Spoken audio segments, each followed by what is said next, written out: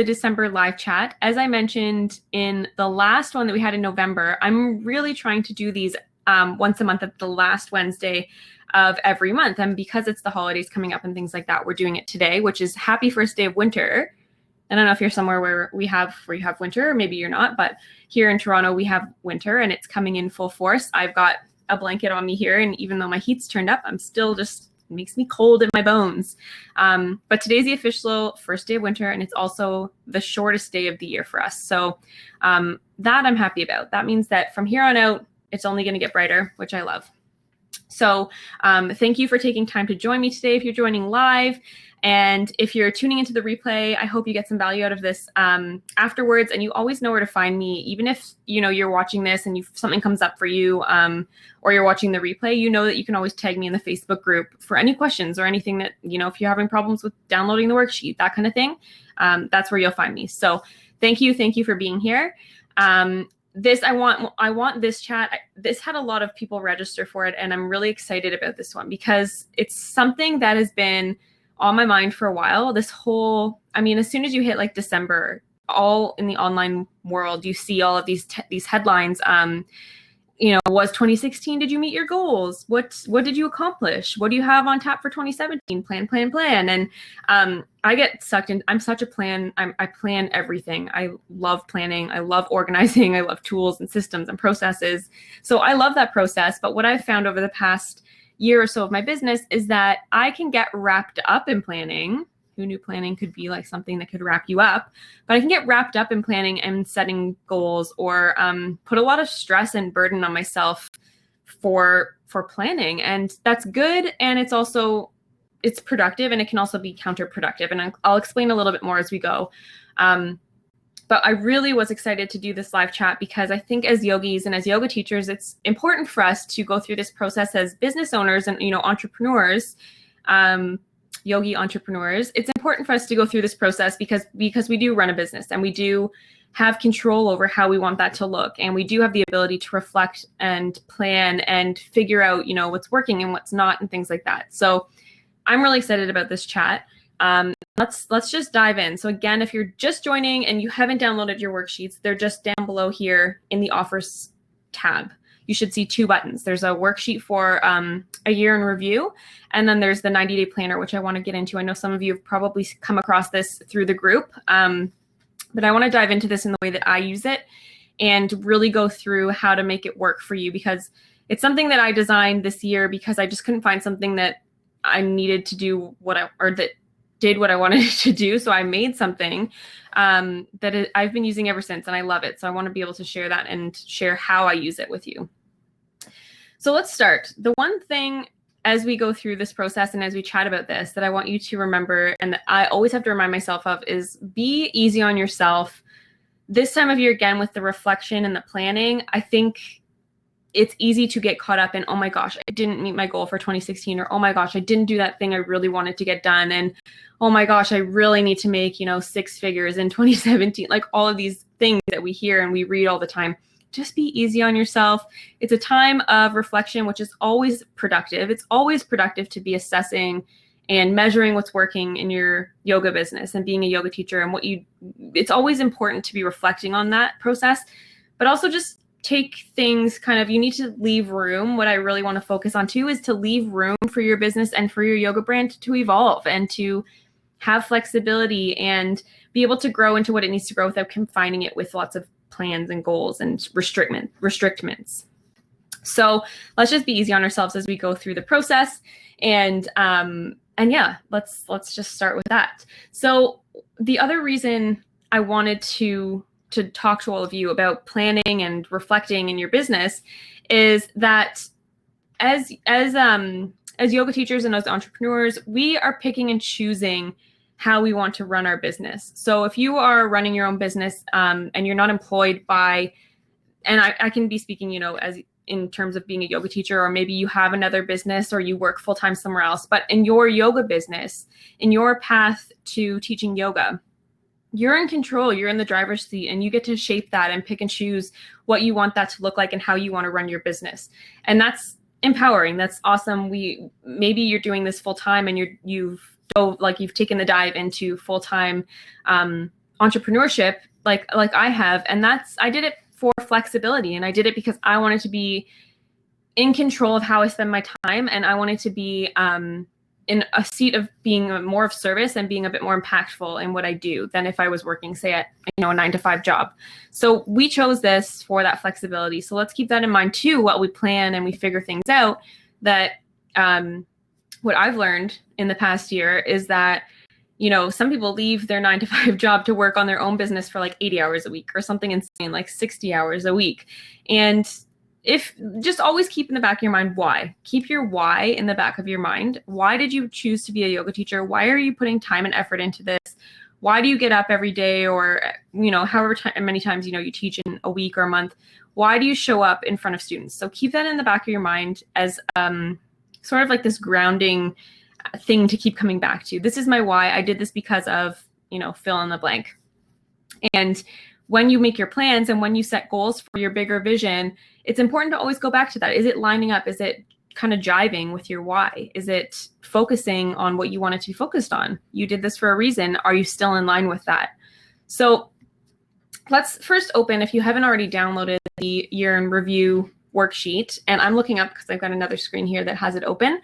And this is something I created just to be able to look back on what has happened in the past year, because sometimes a year can fly by and we're like, where did 2016 go? And then on the same, on the other side of the coin, it's like, wow, a lot has happened in a year and a lot has changed in a year. And I've done a lot and I've, not done certain things. So I really wanted this worksheet when I created it. I actually created this one last year to be a review of this past 365 days, or almost 365 days of what we've accomplished, because it's nice to look back and say, wow, I did a lot this year, and maybe I didn't meet that one goal, or maybe I didn't get around to doing this one thing, but look at what I did. So let me take a water break. Open that worksheet up. Down below, you can grab a link to it. And you don't have to fill it in right now. You can fill it in, or maybe you've already taken some time to fill it in. But I want to just quickly go over to you the process as to why this is a productive exercise. So the first part are the top 3 things that you feel proud of, because that's what I really want to start things off with. Like I said, we can get overwhelmed and we can get pulled into that plan. You didn't meet this goal. What about that goal? But really give yourself like a time to give yourself a pat on the back for the things that you do feel proud of. They can be so small or so big, but there's got to be things you've done this year that you're proud of, either in your yoga business or outside of it. Again, it doesn't have to just be in your yoga teaching, on your yoga teaching path, because the thing with entrepreneurship, the thing with being a yoga teacher, the thing with being a yogi entrepreneur is that we're making choices and we're building a life. We're not just building a business, we're building a life. We're designing a life for ourselves. Excuse me.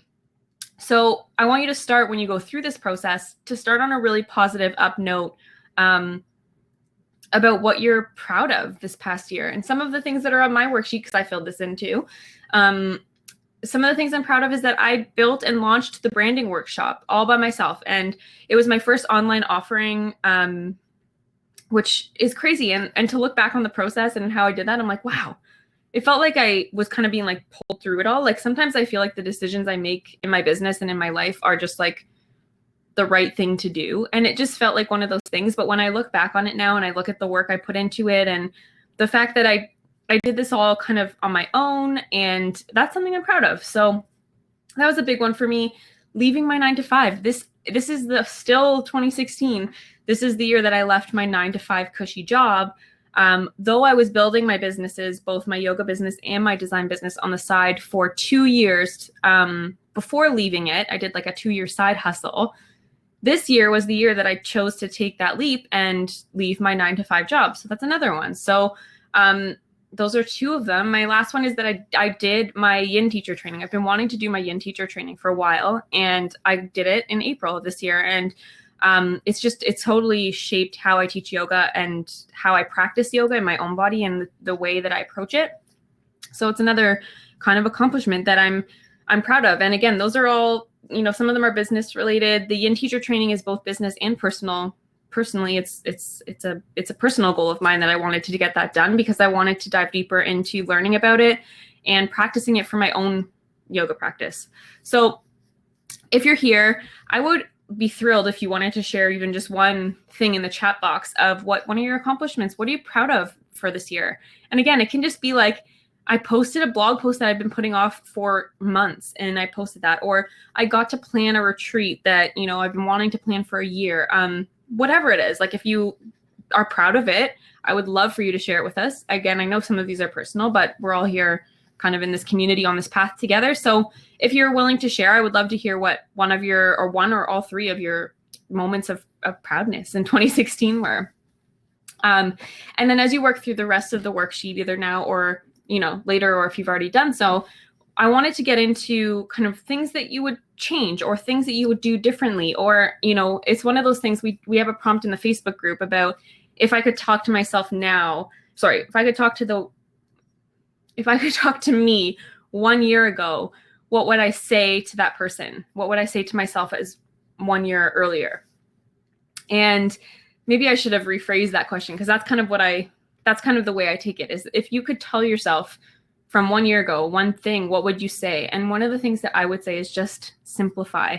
You don't need to do all of the things. You don't need to be a yes person. Like, just, you know, simplify what you're taking in, and simplify, like, kind of pick and choose what you take in and what you just kind of let roll off your shoulders. So that's definitely one piece of advice I would give my 1 year younger self. And again, if you want to share something like that, I would love to hear it about what you would tell someone who's in your shoes from 1 year ago. Because again, like, a year flies by, but it's also so long. Tara says, I'm proud that I graduated 200-hour yoga certification. I'm proud that I started teaching yoga, and I'm proud that I'm continuing my yoga education with my 300-hour certificate. That's amazing, Tara. That's in 1 year.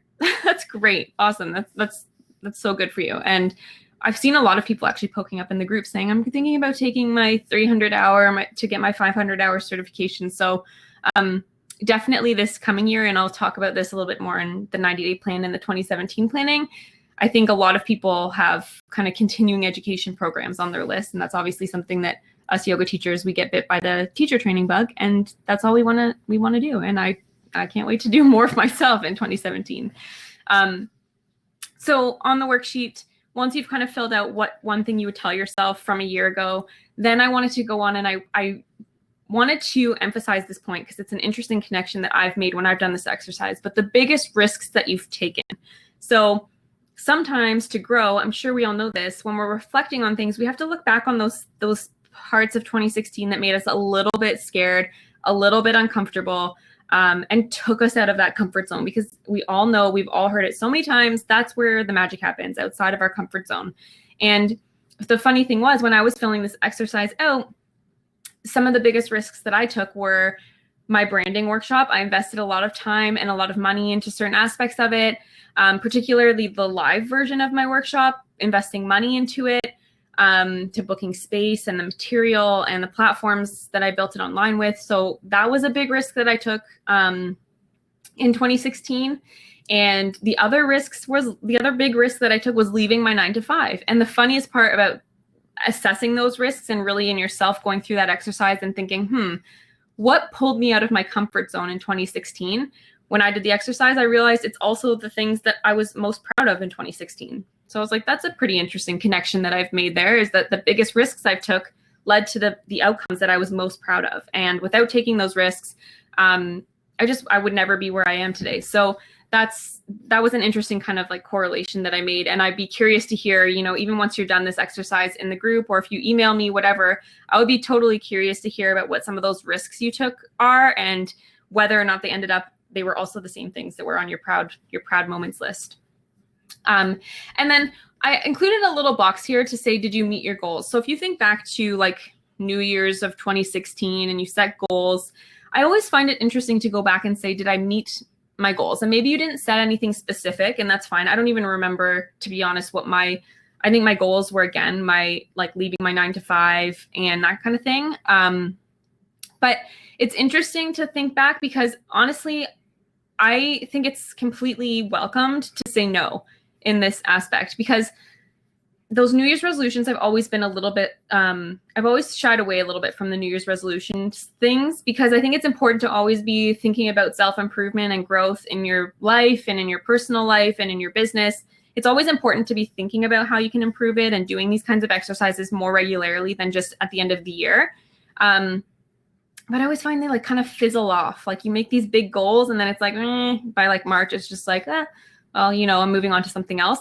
So I think it's actually okay to put no here. And if you met your goals, pat on the back to you. And if you set like solid goals that you write down and you've been able to kind of like check them off for 2016, then that's phenomenal. That's what kind of person I am. So I wanted to put this here to kind of let you check in with how you feel about goals. Do you feel like setting goals is something that you actively work towards and that it helps you stay motivated and inspired? Or do you feel like setting goals kind of puts this like pressure and burden on you? And almost like that's kind of how there's a balance for me, for sure. I set goals. I'm a goal setter. I'm a planner, but I like to leave room, because I've chosen to be a business owner. I like to leave room for things to kind of like change priority or shift the way I saw the outcome being, because there's so many things we can't control. So I threw that one in there just so that you could kind of like assess for yourself. You know, how did that question make you feel? Did it make you feel kind of like, ugh, like I didn't meet my goals? Or did it make you feel like, yeah, I met my goals. You know, I'm a goal setter and I set them and I meet them.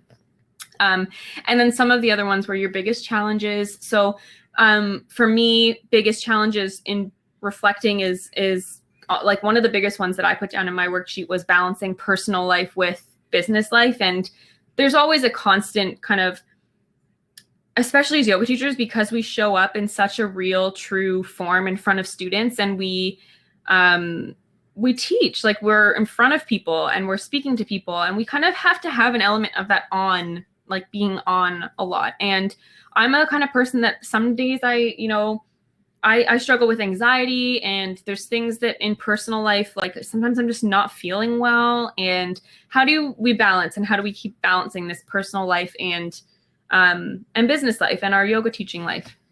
So that's probably one of the biggest challenges. That's one that I put on mine. But and then the other biggest challenge I have, which is still a challenge, is that I live in Toronto, and Toronto is very expensive. And my partner and I live in a condo, and he is a very big hobbyist. He's an engineer, and I love painting, and I have my yoga set up, and I've got my business. So space is a big challenge for us, and having space. So my office right now, where I'm talking to you from, is in my bedroom. My bed is literally right there, and my art supplies are just like right here. And, you know, I drag them in and out of the living room. And so space is a challenge, but it's all kind of like, this is all part of the reflection of what are your challenges in both personal and your business life, your yoga teaching life.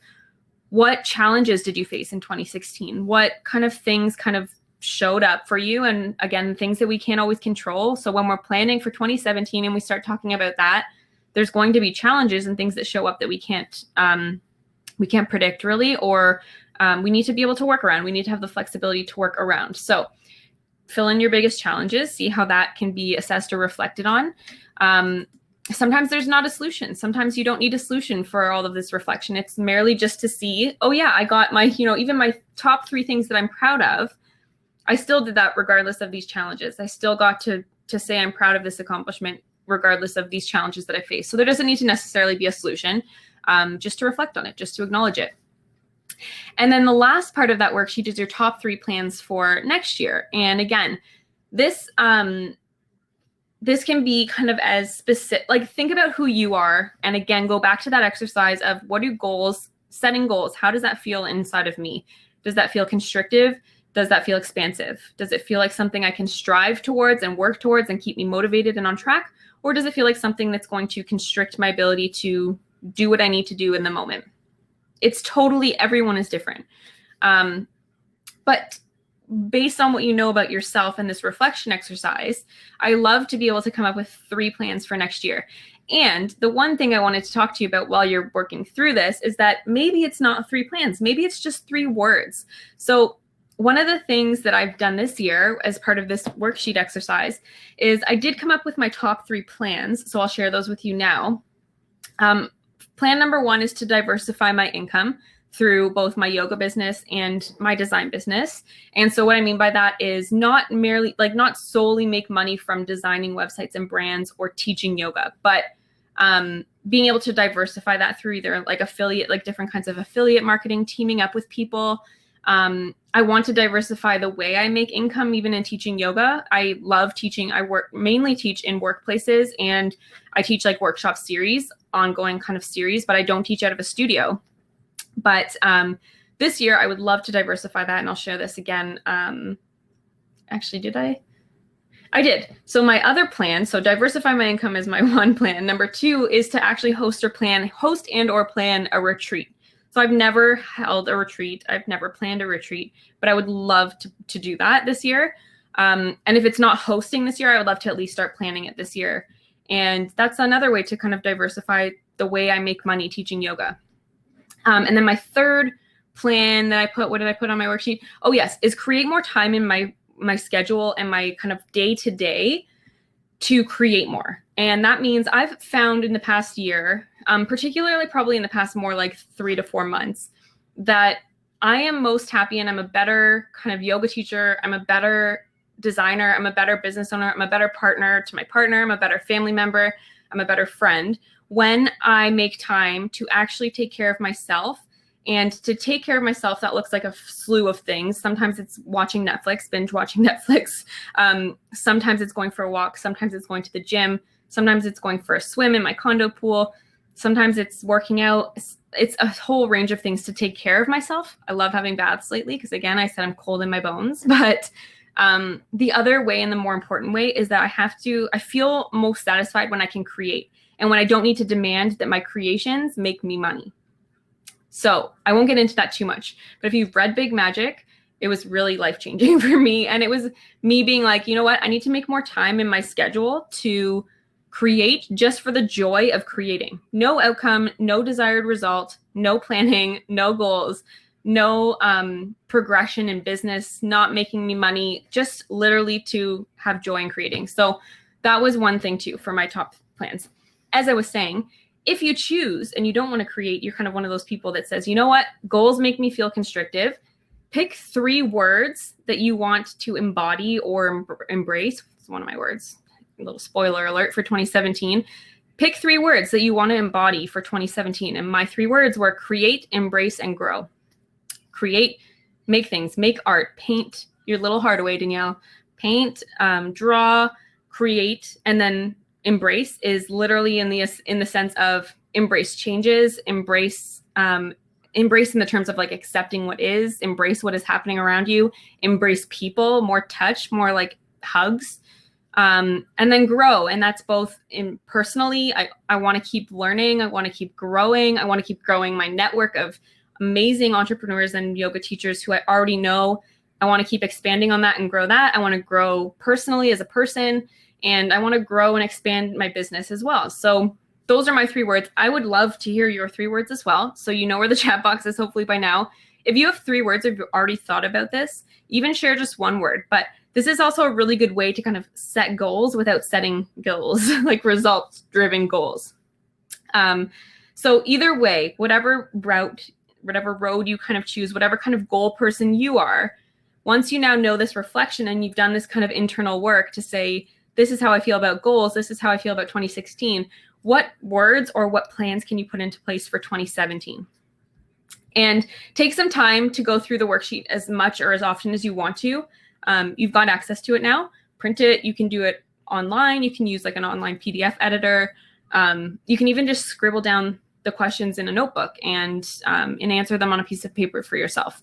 But yeah, I find going through that process in a deeper way. So that's why I wanted to kind of walk through it with you on video or in our live chat, because I want it to be more of an internal process rather than just, 3 things I feel proud of. What was my biggest challenge? What were the risks I took? Just like really feel like what's happening in yourself as you're going through this and be like, hey, she asked me if I met my goals in 2016. I feel like kind of crappy because I feel like I didn't. Oh, wait, maybe that's because I haven't given myself enough expansion and flexibility to take goals in that manner. Maybe I've put too much pressure on myself. But really take it and use it as a self-reflection tool in your business, but more importantly in your life. Like I said, we're yoga teachers, we're entrepreneurs, we're business owners, and that means we get to design our life. We get to kind of be in the driver's seat. So what does that look like for you? What did 2016 look like for you? So again, please feel free, even just if you want to email me or you want to share in the comments, I would be thrilled to hear from you about what you kind of learned or what your biggest risks were, what you're most proud of, what your 3 plans are, or your 3 words are, anything like that. I would be happy to hear from you. So save the worksheet onto your computer and use it. Sorry guys, I'm an entrepreneur and I've been actually sitting behind my computer way too much. I've been on break from teaching yoga because the workplaces that I teach at are, they're like kind of in holiday mode, and we took a little bit of a break until the new year. So I like haven't been teaching in like a week, and I haven't been talking to a lot of people. So my throat is needs a little bit more water than normal. All right.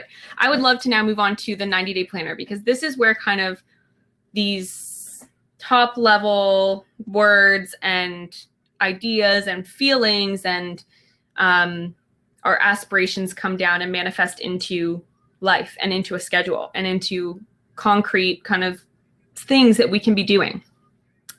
So if you, again, down here, the 90-day planner is there. You may have seen the 90-day planner in the Facebook group already because I'm a big fan of using it. Let me tell you why. I was very overwhelmed in the summer and the beginning of fall, end of summer, beginning of fall, very overwhelmed by client work and by teaching and by what I wanted to be doing, and how I felt really consumed by working in my business instead of on it. So I felt really consumed, and I couldn't find a way to properly look forward to the next couple of months. I didn't need to plan the year out. I don't need to plan my whole 2017.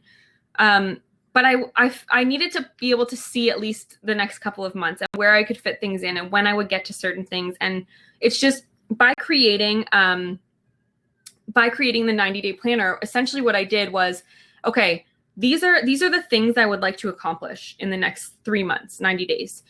How do I go about doing that? And the way that it's helped me is it has helped me alleviate so much overwhelm and so much pressure that I've put on myself, because I now know that this is broken out into more or less a schedule. Again, I leave myself room to be flexible. I've realized that constricting myself to a very strict, solid routine plan is not the best way for me to be productive. So I've left myself room for flexibility, but I've been able to look at my calendar and be like, oh my gosh, I haven't updated, my website yet. And I look at my calendar and I'm like, oh yeah, I don't need to worry about this until next week. I've put this in my scheduler for next week. Let's deal with it then. It's really alleviated a lot for me, and I hope that it will for some of you. Pause for a second. Eva's words are grateful, kind, curious will be my words for the year. They stand for a lot of things I would like to embody. Amazing, Eva. I love that. Grateful, kind, and curious. Curious, I love that. That's sort of how I want to be thinking about my grow thing, is just be curious and keep kind of taking things in.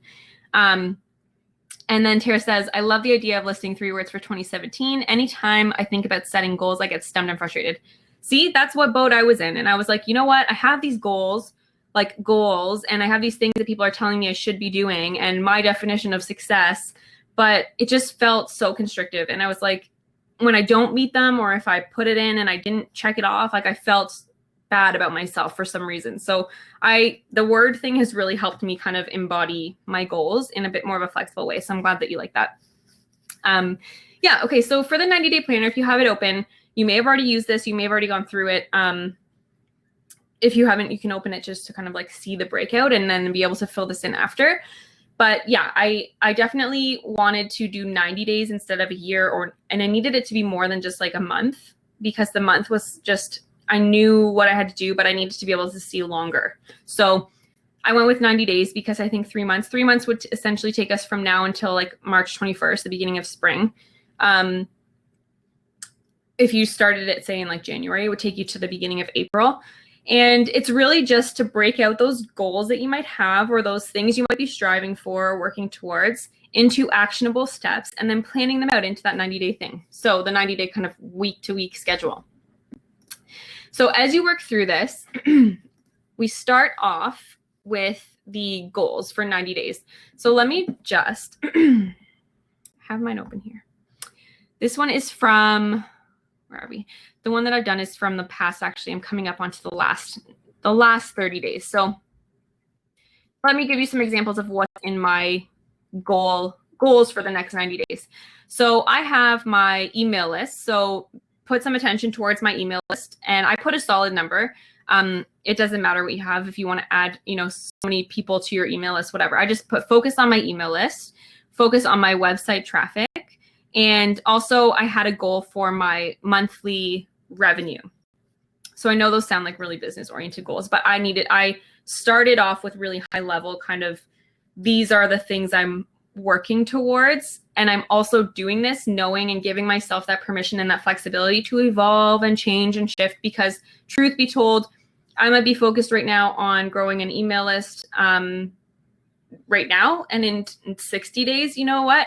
My shift might be that I need to focus on landing another private yoga teacher client or something like that. So give yourself permission. Do this with the back of the mind being like, you know what, I'll reassess this, constantly be reassessing. But so those are the goals you put in your 90 days. Then you want to break them down into actionable steps. So let's say we took like your email list. You wanted to grow your email list. What do you need to do to grow that email list? What are the steps and the tasks? Okay, so one, I need to set up, maybe you don't have an email list set up yet. One, I need to set up an email list. That might be an actionable step on your day timer or your 90-day planner. The next step, I need to reach an audience. So my step might be, I need to guest post. I need to write a guest post on someone else's blog that has a lot of traffic to get my name out there. Number 3, maybe you need to create like a lead magnet, which is the thing that you would be giving away in order to get an email. So if someone, there's lots out there now. So actually this 90-day planner is set up on my design website as a lead magnet. So it says, if you want to download the 90-day planner, subscribe here to get the email to send it and be part of the community. So maybe you need to design and put up a lead magnet. So you get the point. You put a goal in, and then you put the steps that you need. So one goal might have 4 or 5 steps. And mine do. Mine all have kind of multiple steps. So once you break down all of those goals into kind of manageable, actionable steps, this is where you can go in now and you can decide on when you want to schedule those tasks. So maybe every other week in the schedule, I am going to write a guest post, or once a month, I'm going to write a guest post. And, maybe every other week, I'm going to email my email list about a yoga sequence or a yoga playlist. Maybe one of your goals is to nurture and grow your community or your audience. That's a good way to break that down. Send my email list a yoga playlist once every couple of weeks or once a month. So you can schedule it out as you see fit. And again, I do this with the flexibility in mind. So I put it all into the weeks. I do schedule it out. Like once I get all my bulk actionable steps out, I schedule them. And then as I go through week to week, I give myself the room and the permission to say, you know what, I'm not going to get to this week. Copy it, cut it, paste it into the next one, or scratch it out if you print it out and write it in your next week, or reschedule it. And it's really, really, really important kind of to give yourself that room, because again, and maybe you're one of those people that's really good at sticking to kind of what's written down, and you'll just be like, check, check, check, got it done. But for me personally, the reason I came into this whole owning a business and being my own kind of boss and my own, having my own yoga teacher business and having my own design business, the reason I chose that, my why, going back to my why, is because I want the flexibility. I want to be able to, change and evolve and grow. And, if my schedule changes in a week and, I need to be able to, one thing happened in the fall where my mom she was flying to Greece, and I live near the airport. And you know what? I took a day off to drive her to the airport, and we had lunch and we had a slow day, and I took her, and that's like, those are my whys. And so give yourself room for that. So yeah, between now and kind of March or April, write out what your goals are. And if you have those words, if you're working with kind of the words approach to your plan, then even put your words in your goals and think about what kind of things each word how that would be embodied in your life or your business. So if you were taking, say, Eva, say you were taking your gratitude, your grateful word, what in your business and what in your life would that break down to? What kind of steps and what kind of actionable things would you be able to list out to go back to that word? So your gratitude, your grateful word might be a daily gratitude practice, sending thank you cards to people. Then your action steps would be, make card or print cards and send cards. Do a daily gratitude practice. If your word is, curious, maybe that means read a new book, listen to a new podcast. So think about your words and then embody those into goals. So you can still write your words in your goals thing and break those into how you want to actually bring those out in your day-to-day or your weeks. And that's something that I do too. Like on my week to weeks, I have my room and my time to create. What does create mean? It means paint more. It means, paint a couple times a week if I can fit it in. It means cook. It means like cook more, like create things, like make things with my hands. So break it out, make it actionable, and make it actionable with the flexibility and the permission to just go with the flow as well. So think about your goals for the next 90 days. We don't need to think about 2017 as a whole. It's great to have ambitions. It's great to think, in 2017, like me, I would really love to plan and host a retreat. That's not on my 90-day schedule right now. Just, straight up, it's not on my 90-day schedule. It's a 2017 thought. And when the 90 days comes that it's applicable to, I will fill that in and I will break that down. But just focus on what's try and be proactive and try and be, good little business owners and entrepreneurs by being, by thinking about what direction you want to go in. I think it's really important to have a path. It's really important to have a bigger vision.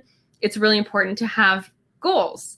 But you get to decide what that means for you. You get to decide if, you get there and you're just like, I might get to hosting and planning a retreat and be like, I changed my mind. I changed my mind. This is not what I want to be doing, or this is much more complicated than I thought. Or maybe I'll get to that point and be like, this would be a lot easier if I had someone else to help me. I'm going to join up with someone and do it. Let yourself shift and grow and evolve and let your brand, that's kind of, I'm going to do a lot of talking about this, not necessarily maybe with this community, but it will come across that way, whether I share a blog post with you or not. But a lot of what I'm talking about in my design business is letting your brand evolve. Like when I design someone's brand for them and I work with someone on brand strategy and what their brand is all about, it's with the idea that this will also change and shift and evolve with you. So it's okay that your brand is designed and, we design logos and we design color palettes and brands, but it changes. We learn things. We decide what we like doing. We decide what we hate doing in our businesses. Maybe, as you do your yearly reflection of your 2016, maybe you realize, I really dreaded, teaching 20 classes at a studio. I actually don't enjoy that. And I actually really enjoyed going into the workplaces and teaching people at work who could take a break from their work and who I could give some little taste of enjoyment and joy in their day. Maybe that's what you love. So just take time as you work through both the year in review sheet and the planning sheet and the 2017 stuff. Think about, as the driver's seat in your business, things that you love doing and things that you don't love doing. And you can make the changes that you want to see happen. You can make shifts and change and evolve to get towards that bigger picture and that bigger vision and come back to your why. So maybe we've kind of fallen off track a little bit in 2016. Maybe our why kind of fell to the wayside and we need to realign with that. So as you just kind of go through this, dream of that bigger picture, create that vision, check in with how it's happening for you now, check in with what needs to happen in the future. And maybe that does mean letting go of some things that aren't serving you anymore and letting go of some tasks or some jobs or some clients or students or classes that have you've grown out of. Maybe you've just kind of, they've served a purpose in your yoga teaching path or your career.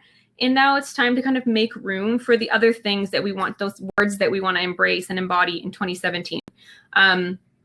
So yeah, use that. I hope that, through the year reflection and the 90-day planner, I'm telling you right now, like I use that 90-day planner all the time, every 90 days. I'm like redoing it, just because then I can see my 3 months broken out. My other kind of life little hack or trick is that, on a Mac, and I think there's probably something on a PC too, but the Mac comes with like stickies, the sticky notes that you can put on your desktop.